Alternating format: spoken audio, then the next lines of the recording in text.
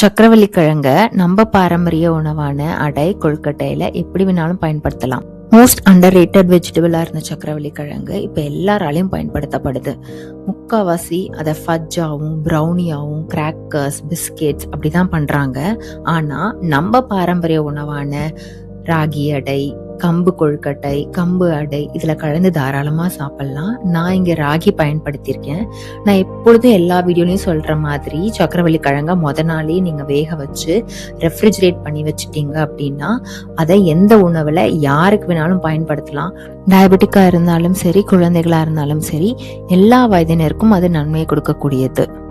இந்த மாதிரி உணவு பதார்த்தம் தயாரிக்கிறப்ப ஏலக்காய் பொடியோட லவங்கம், சுக்கு இதை கலந்து பொடிச்சு அதை இந்த மாதிரி உணவுல பயன்படுத்தினோம் அப்படின்னா உணவோட செரிமானத்தன்மையை அதிகப்படுத்துறதுக்கு உதவும்.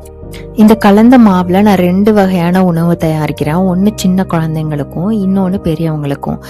ஒன்னு கொழுக்கட்டையா அந்த மாவுல கொஞ்சமா நெய் விட்டு 2 ஸ்பூன் சர்க்கரை விட்டு, சர்க்கரை இல்ல நாட்டு சர்க்கரை எது உங்களுக்கு விருப்பமோ அதை போட்டு பிசைஞ்சு கொழுக்கட்டையாவும், இன்னொன்னு சர்க்கரை இல்லாம வெறும் அடையாவும்.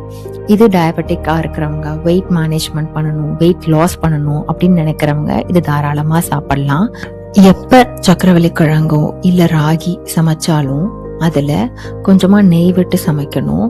அப்பதான் கிழங்குல இருக்க விட்டமின் ஈயும் ராகியில இருக்க கால்சியமும் நம்ம பாடியில பெட்டரா அப்சர்வ் ஆகும். அதோட பயோ அவைலபிலிட்டி இன்னும் அதிகமா இருக்கும். இது மாதிரியான பாரம்பரிய உணவுல நிறைய நன்மைகள் ஒளிஞ்சிருக்கு. நம்மளுக்கு தான் அது தெரியறது கிடையாது. இங்க ராகி, சக்கரவள்ளி கிழங்கு, தேங்காய் பயன்படுத்தியிருக்கோம்.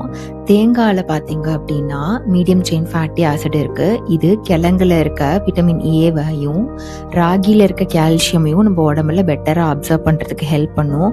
அது மட்டும் இல்லாம இது ஒரு நல்ல ஃபைபராகவும் ஹெல்தி ஃபேட் சோர்ஸாகவும் ஆக்ட் பண்ணும். இங்க நான் ராகி பயன்படுத்தியிருக்க மாதிரியே கம்பையும் பயன்படுத்தலாம்.